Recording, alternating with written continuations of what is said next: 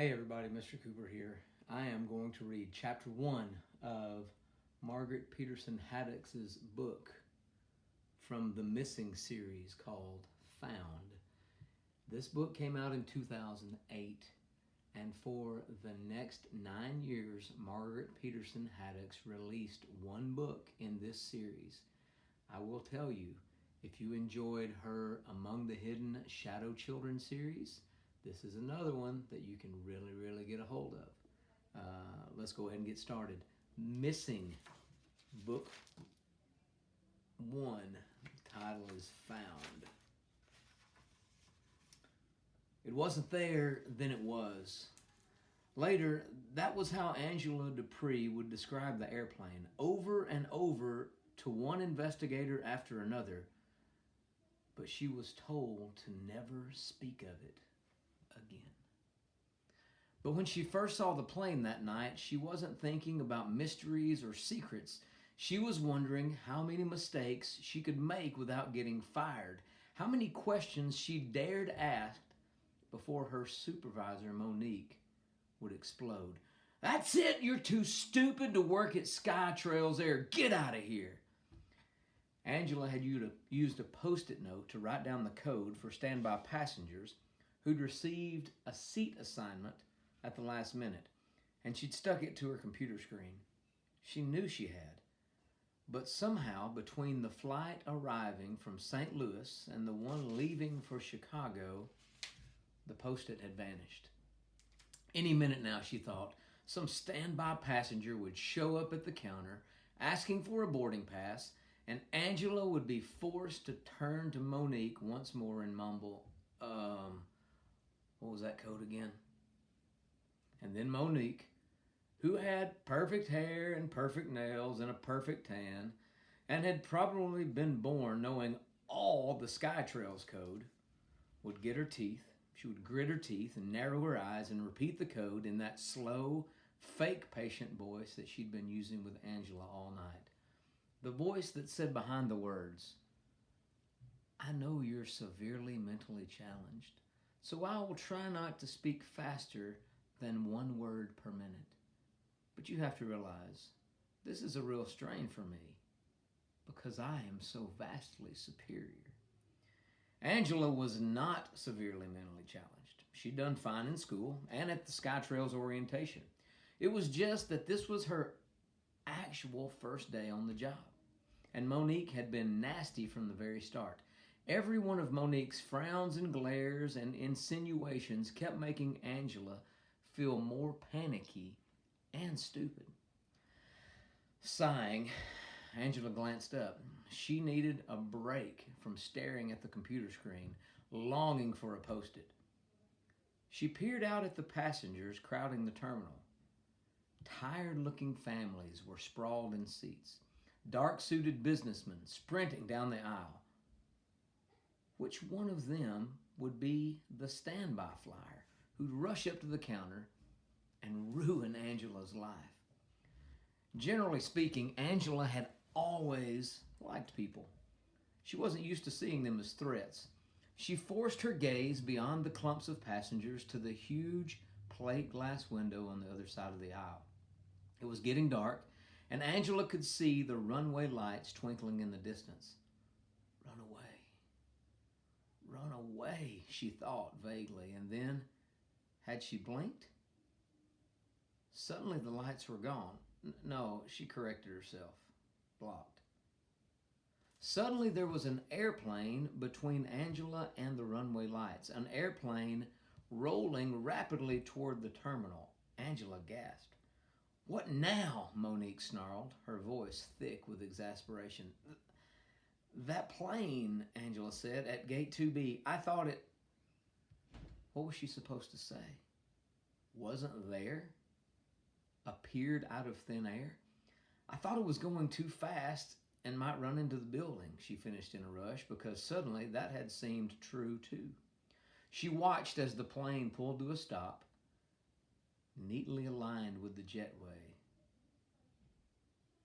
But it didn't. No worries. Monique whirled on Angela.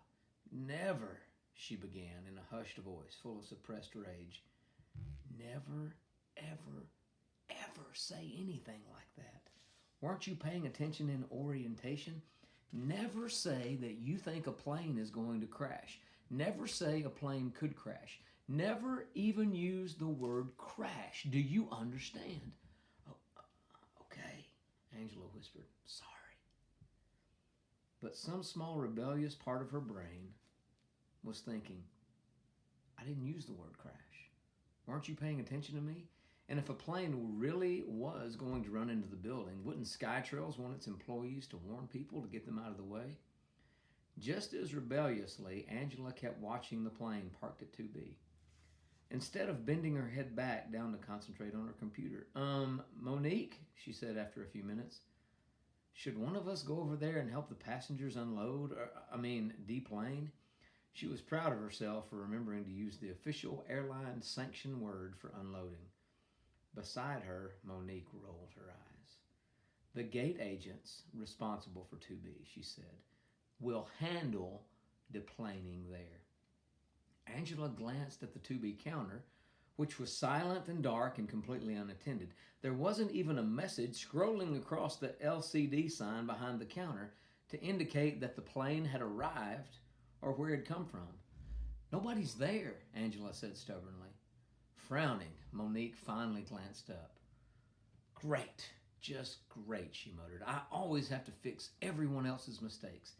She began stabbing her perfectly manicured nails at her computer keyboard, and then she stopped, mid-stab. Wait, that can't be right. What is it? Angela asked, and Monique was shaking her head. Must be a pilot error, she said, grimacing in disgust. Some yahoo pulled up in the wrong gate. There's not supposed to be anyone at that gate until the Cleveland flight at 9:30. Angela considered telling Monique that if SkyTrails had banned crash from the employees' vocabulary, that maybe passengers should be protected from hearing pilot error as well. But Monique was already grabbing the telephone, barking out orders. Yeah, Bob, major screw up, she was saying. You got to get someone over here. No, I don't know which gate it was supposed to go to. How would I know? Do you think I'm clairvoyant? No, I can't see the numbers on the plane. Don't you know it's dark out? With her free hand, Monique was gesturing frantically at Angela. At least go open the door, she hissed. You mean... The door to the jetway, Monique said, pointing. Angela hoped that some of the contempt on Monique's face was intended for Bob, not just her. Angela imagined meeting Bob someday, sharing a laugh at Monique's expense. Still, dutifully, she walked over to the 2B waiting area and pulled open the door to the hallway that led down to the plane. Nobody came out. Angela picked up a piece of lint off her blue skirt and then stood at attention. Her back was perfectly straight, just like in the training videos. Maybe she couldn't keep track of standby codes, but she was capable of standing up straight.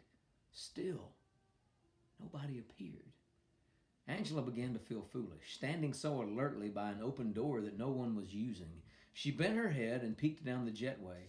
It was deserted and turned at such an angle that she couldn't see all the way down to the plane, to see if anyone had opened the door to the jet yet. She backed up a little and peered out the window, straight down to the cockpit of the plane. The cockpit was dark, its windows black and blank, and that struck Angela as odd. She'd been on the job for only 5 hours, and she'd been a little distracted, but she was pretty sure that when planes landed, the pilots stayed in the cockpit for a while, filling out paperwork or something. She thought that they at least waited until all the passengers were off before they turned out the cockpit lights. Angela peeked down the empty jetway once more and went back to Monique. Of course I'm sure there's a plane at the gate. I can see it with my own eyes. Monique was practically screaming on the phone. She shook her head at Angela, and for the first time, it was almost in a companionable way, as if to say, at least you know there's a plane there, unlike the other morons I have to deal with. Monique cupped her hand over the receiver and fumed to Angela. The incompetence around here is unbelievable. The control tower says that the plane never landed, never showed up on the radar. The SkyTrails dispatcher says we're not missing a plane. Everything that was supposed to land in the past hour pulled up to the right gate. And all the other planes due to arrive within the next hour or so are accounted for. How could so many people just lose a plane? Or how could we find it, Angela thought. The whole situation was beginning to seem strange to her, otherworldly. But maybe that was just a function of being new to the job, or having spent too much time concentrating on the computer and being yelled at by Monique. Maybe airports lost and found planes all the time. And that was just one of those things that nobody had mentioned in the SkyTrails orientation. Did anybody try to contact the pilot? Angela asked. Of course, Monique said, but there's no answer. He must be on the wrong frequency. Angela thought of the dark cockpit, the way she hadn't been able to see through the windows. She decided not to mention this. Should I go back and wait? Monique nodded fiercely and went back to yelling into the phone. What do you mean this isn't your responsibility? It's not my responsibility either. Angela was glad to put a wide aisle and 2 waiting areas between her and Monique again. She went back to the jetway door by gate 2B.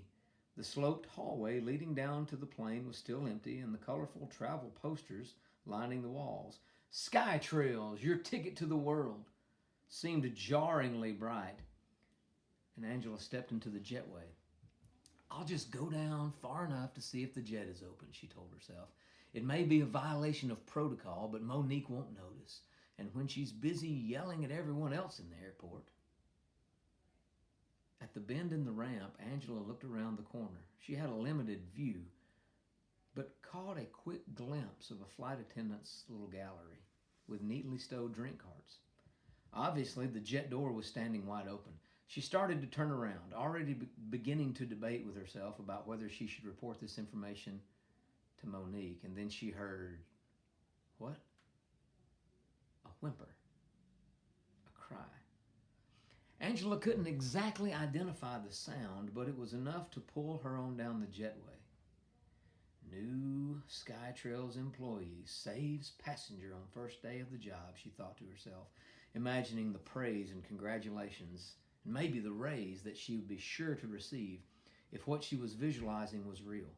She'd learned CPR in the orientation session. She knew basic first aid. She knew where every emergency phone in the airport was located. She started walking faster, then running. On the side of the jet, she was surprised to see a strange insignia. Take Yon Travel, it said. Some airline Angela had never heard of. Was that a private charter company, maybe? And then, while she was still staring at it, the word suddenly changed into a familiar wing in the clouds symbol of SkyTrails. Angela blinked. That couldn't have happened, she told herself. It was just an optical illusion, just because I was running, just because I'm worried about whoever made that cry or whimper. Angela stepped onto the plane. She turned her head, first to the left, looking into the cockpit. Its door also stood open, but the small space was empty, the instruments dark. Hello? Angela called, looking to the right now, expecting to see some flight attendant with perfectly applied makeup, or maybe some flight attendant and a pilot bent over a prone passenger, maybe an old man suddenly struck down by a heart attack or a stroke, or, at the very least, passengers crowding the aisles, clutching laptops and stuffed animals brought from faraway grandparents' homes, overtired toddlers crying, fragile old women calling out to taller men, could you pull my luggage down from the overhead for me? It's that red suitcase over there.